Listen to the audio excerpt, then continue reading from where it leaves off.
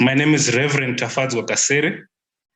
I am a minister in the Presbytery of Zimbabwe, serving at St. Peter's congregation in Gweru. COVID-19 was a surprise to all of us. It caught us. We did not have to plan for it, what to do, how to respond to it. So it was really a big challenge that we later learned how to try to maneuver around it when we were already in the COVID era. So in terms of activities, it was really a challenge. I would safely say that in the beginning, there was nothing happening at all, especially with the lockdowns. I think in the beginning, like in Zimbabwe, it was a total lockdown. We were hoping that this would not last long. So people were just seated, hoping that probably in a month or two, this could pass and then we can get back to our normal life. But as time moved on, we later realized that it's actually going to stay longer. So that's when we actually started to do online services. And I'd like to say that in terms of youth ministry and in terms of children's ministry, I think the online services were not that inclusive. One of the challenges is you find in family setups, most of the young people and the children's mostly have no gadgets to use to actually go online. And in most cases, parents are not willing to share their gadgets with the children. So it was very difficult to have a specific program for the young people. Those were the challenges that in the beginning, it was very difficult to have, because even the online services with the adults, you could find in a congregation that is 100 people, probably those who would participate would be maybe 10 or less. So that has been a challenge. And in the cases that we experience this side, sometimes we'd say, okay, so children at first would not come to church. Let the adults be the ones that come to church. Young people, because now they were used to sitting at home, it was another challenge actually to start coming back to church. I think the first lesson that COVID taught us was we needed to start thinking outside the box. We needed to come up with new creative ways that are also inclusive to the young people, to the youths, to the children, in terms of doing ministry. And I think we are not yet there. It's something that we are still trying to work around.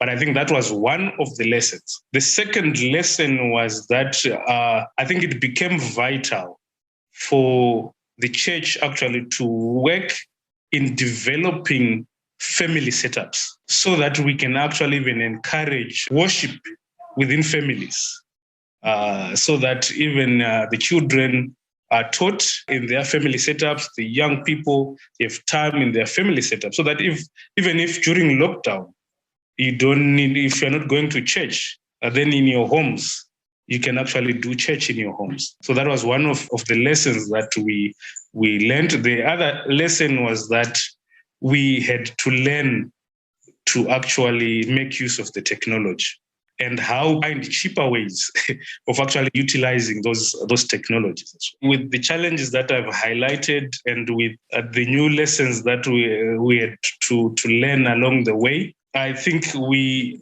when it comes to youth ministry and children's ministry, we need to go back to the drawing board and actually then start by firstly empowering the ministers, the people that work with young people, the youth, the people that work with the children, so that they can actually even adapt to the new setup, to the new challenges, and actually develop new systems to work with the children and the youth. So the first thing for me that is critical is to empower the people that work with these youth, the people that work with the children. It might be a refresher course. It might be even having a discussion with them, because they're not empty vessels as well. They've got their own observations. They've learned lessons, and also they have recommendations on how we can move forward. So I think an engagement is critical moving forward. And then secondly, coming up with a deliberate program of actually attracting the young people and children. Because what COVID has done is that it seems at this side, the young people have actually lost interest in the value of church. It's no longer there. So we need to reignite that interest and that value in them as well. So there's deliberate need to actually identify ways that we can attract them, be it probably through sport, because when you have sport, they'll come. Then you can actually share the gospel whilst they are there, be it music, dance, art, and any other form of that excites the young people and the children. So I think congregations need now to identify and actually make an assessment of their context so that they can actually have a deliberate program to lure the young people and the children to come to their programs. I'm Kirsty van Zyl from Trinity Presbyterian Church in Cape Town, Meadowridge to be precise. During the COVID lockdown, the kids also and the teens also need to be fed and looked after. So what I arranged was that WhatsApp groups were created where we could reach out to the parents and the teens and the children. And it really, really helped them and built relationships between both areas. We send devotions and encouragements to this day, and they still are happy with it, and they're still building relationships with each other. We've learned that you need relationships, otherwise you just, passing time. But with having the WhatsApp groups, we've actually gotten stronger in fellowship. There's no bullying at church, there's no cliques. Everybody helps each other now, which never happened before lockdown. And I know how to use now social media for the good. So as we built up the WhatsApp stuff, we used it for lessons and activities which they were allowed to send it back to us via WhatsApp. I would say I have grown in this process because I've learned patience. When things aren't going right, don't give up. Push through it, and showing Jesus during the bad and the good times is important because not everybody has that relationship where they can go to Jesus when they're in good and bad times. They only want him when it's good. But through this whole process, and what I've been doing, they've been able to model that behavior because they've seen it happen in front of their eyes, so they do it now for themselves. Well, on the 27th of May this year, Trinity will be hosting its first ever praise and worship evening for the youth, and we will be having a singer, a little band, and we've actually opened it up to all the churches in the area to come and worship and build a bigger group of fellowship. We've got even non-Presbyterian churches that have said, yeah, that would be nice. We'll join you. Even for the children's side, we've got the holiday club happening where we're getting different leaders from outside of the church and the other churches to come and join us and take part. Our numbers are climbing in the youth and the children. The relationship is a must. You can't claim to be a pastor if you're not shepherding your flock. And that's what this lockdown and building relationship has done. They're now my other kids. No matter how hard it gets or how lost you feel with all the craziness happening, just remain grounded in Jesus because he will see you through. Whatever is happening, he will get you through. Whether it's your numbers dropping, Jesus knows about it. It's just a season. Just keep on pushing. If Jesus could do it, we can do it. And to be thankful for the opportunities that he is going to provide and that he is providing. He gave us social media in church. So it's a blessing. It's reaching out to the younger generation. My name is Adrian Minnie. I am currently serving as the youth pastor here at St. Andrew's Presbyterian in Rhinefield and Benoni in the Highveld Presbytery. It was a little bit scary, if I have to be 100% honest, during the lockdown. Having to sit and to try and run a teens ministry over screens, where it's very much where we have to focus, like what teens love, face to face. And now the fact that we have to do things through screens really made it difficult. There was a lot of fear, obviously, because we're not knowing what the COVID-19 virus was doing, and obviously with the infection rates.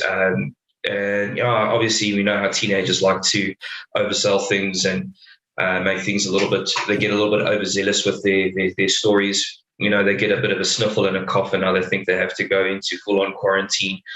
Some even quoted some of the scenes from the Contagion movie that came out.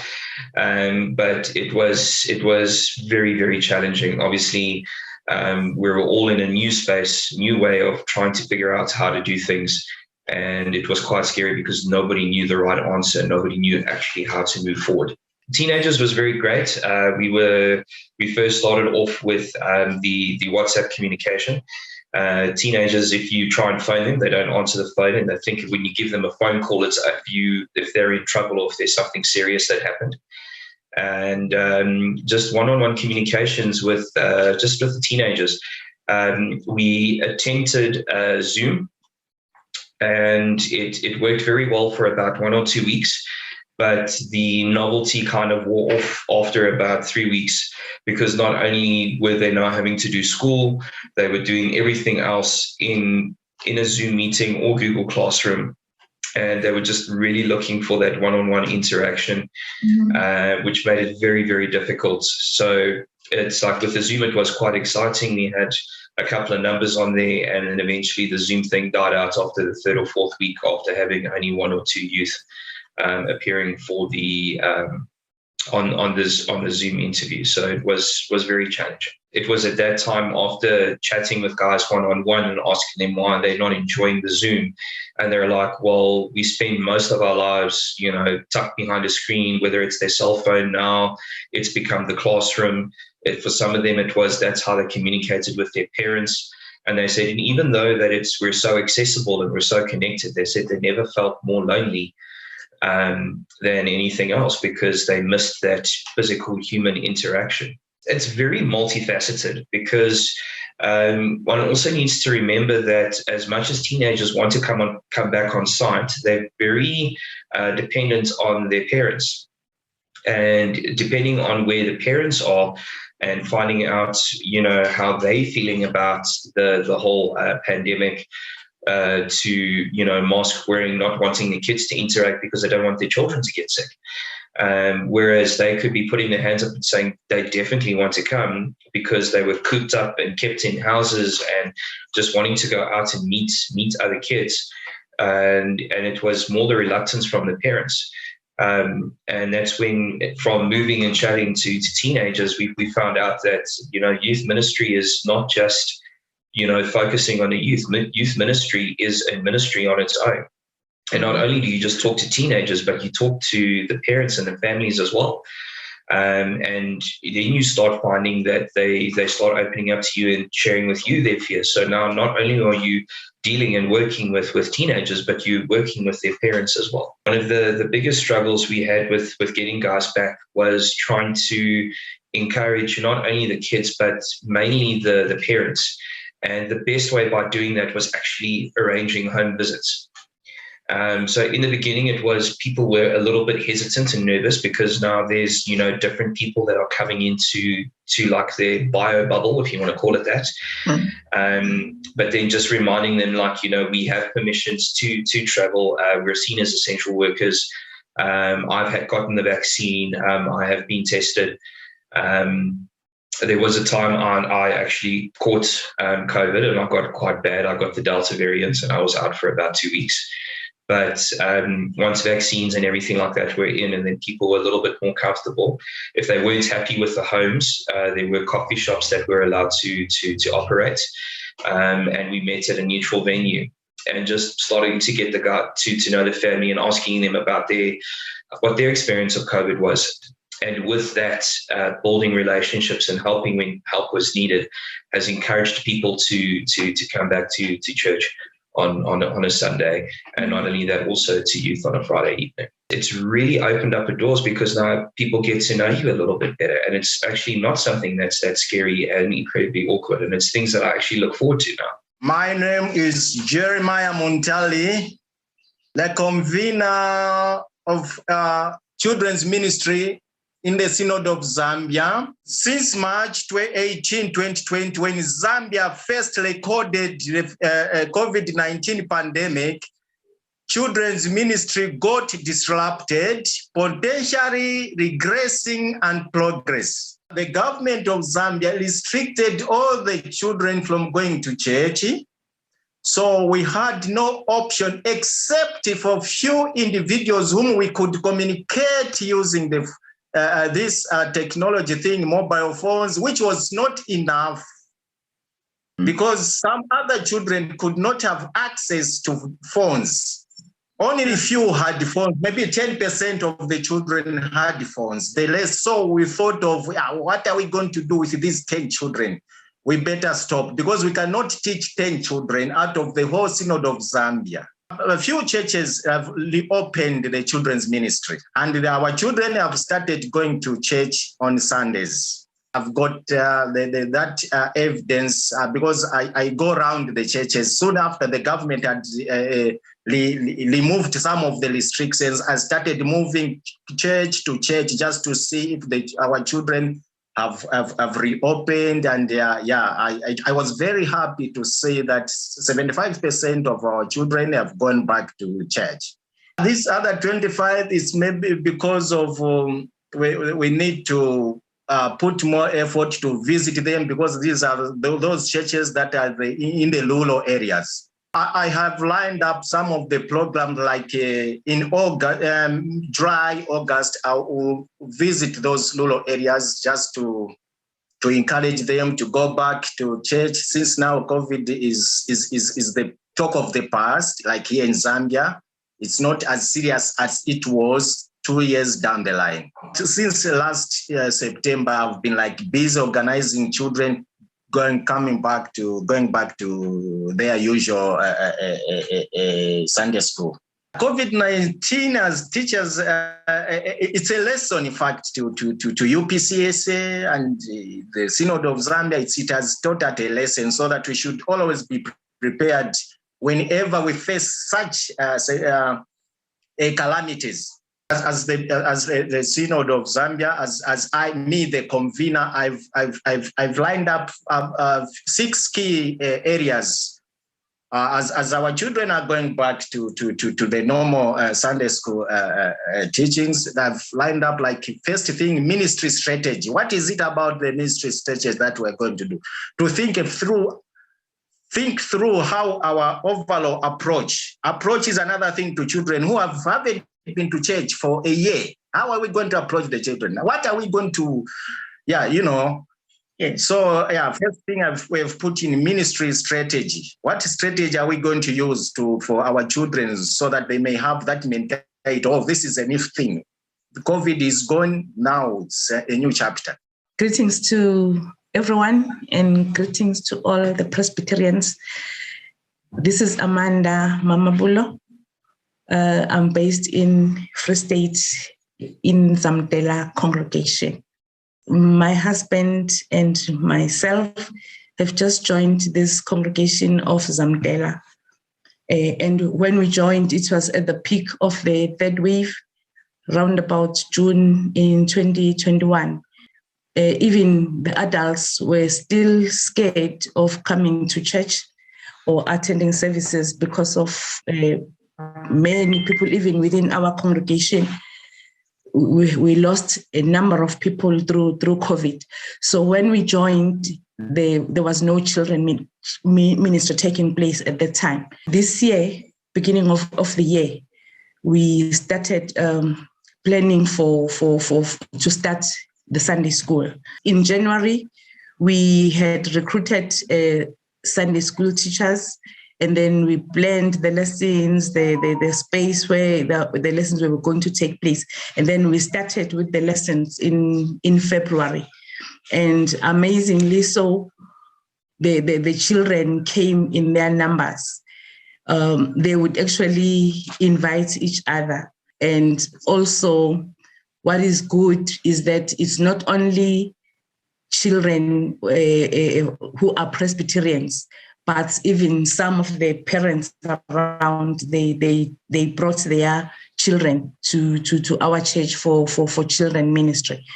And we, well, as they have been doing in the past, the children ministry starts at 8:30, and then we finish at 9:30. And then the church service will start at 10, and then the children will join the service. So, which means that the children come to church on their own. And well, between 9:30 and 10, we give them a little bit of a breakfast so that they're able to go through the service. We celebrate quarterly, we celebrate their birthdays. So when we celebrate their birthdays, we will buy a big cake, there will be balloons, and it will be some kind of a small party. And I think they also liked that.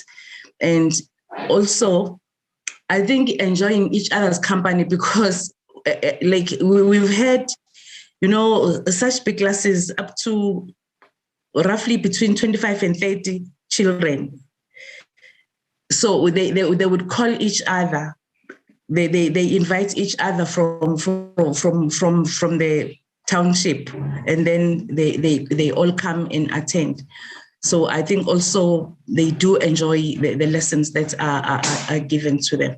What we had actually planned, but it did not materialize, was that on the Easter Sunday, which is the family day, we had planned that we are going to have the parents together with the children. Then we have games, indoor games, outdoor games, a braai, because as the teachers were evaluating the work, we were worried and concerned about the fact that the parents do not play much of a role in terms of supporting the children for children ministry. So we were saying that in order to even to have, that kind of one-to-one, them knowing the teachers knowing the parents. So we had planned to have that family day, but unfortunately we had to postpone it. We were also planning to have a Mandela Day event where the children will collect some stuff and donate to needy children. I'm Karen Judelson. I serve as the Young People's Coordinator at Midrand Presbyterian Church. Well, we were thrown in the deep end when the pandemic hit. Thankfully, we had just ended our first term of Young People's Ministry. So we had a little bit of time to try and think about what we were going to do. And we decided that the only way we were going to have any kind of ministry was if we took it online, which we did. And we started recording our weekly lessons, recorded lessons for the kids up to about age 12, and then for the teens as well. And we did that weekly until the end of last year. So it was a very steep learning curve for us. And necessity is the mother of invention. So we realized if we wanted to have a ministry at the end of the pandemic, we needed to do something quite drastic and quite out of our comfort zone. The week before we went into lockdown, we realized that we would need to communicate not just with the children, but with our whole congregation. So we established WhatsApp groups. I had a WhatsApp group for the parents and my leaders that are involved in the ministry. And throughout the pandemic, communicated regularly on those platforms. And even developed ways to challenge the kids or to encourage the kids to watch by doing little memory verse challenges, and they would share stuff with me via WhatsApp. And if they completed the challenge, I would drive around and deliver chocolates and certificates and things like that, just to see them, even if it was through the fence, with buckets of sanitizer and masks, etc. I still got to see them, and that was quite a blessing for myself, because one thing doing online ministry is there is no interaction with the kids, no feedback, there's no knowing what I'm doing successful. So it was so encouraging to see the kids face to face. The WhatsApp groups really were the lifeblood of our communication. Mm-hmm. First thing is that nothing can stop the Lord's work. No pandemic, nothing stop his work. And when we are gripped with uncertainty and fear, we need to pray. We spent a lot of time praying. Then we trusted him with what we did. So for me, I have gotten a lot of comfort from the fact that this is not my ministry, it's the Lord's. He uses me as he wants to, and I need to be open to how he's going to use me. And the pandemic was a big wake-up call. You get stuck in a rut doing the things that you've always done and do work.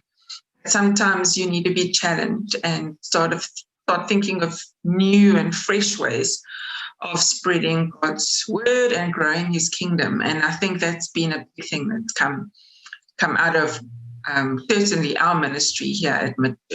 We couldn't wait to get the kids back on site, which we have done. Our plan going forward, we're not there yet, is to do what we do on site very well, and then to chat and plan for how we combine what we're doing here in an online content somehow. We don't know the answer yet. We're still grappling with it. That would be the ideal, is to have both. Getting the ministry going after harsh lockdowns has been tough. People's habits have changed. We found that people's church habits changed dramatically during the pandemic. But one thing we did notice was when restrictions were dropped, people could come back to church, but the children's ministry was still online. Then we decided, no, we need to get kids back on site as well. And when we did that, our church attendance grew dramatically. So the children are a powerful way of getting the adults back to church. Getting people to come back on site has been not difficult, but it is a challenge. We are running for the first time in 3 years a holiday club in June, July, which we are very excited about. And it will be interesting to see how people respond to that. We're certainly enjoying all the planning and everything is being put in place. But yes, we are very, very, very excited about having Holiday Club and the kids here during the holidays. So I just want to say thank you to the Lord for his guidance for us and the team through the pandemic. He has used us. He has used social media. He has used things that we never would have thought of using in ministry to share his word. And we are just his hands and feet. And if we open ourselves to being used by him, he can use us in a powerful way. So I just give thanks to the Lord that at MAD Church we do still have young people's ministry, and it's quite vibrant and alive. We still have leaders, and that is just, I think, all glory to the Lord for seeing us through.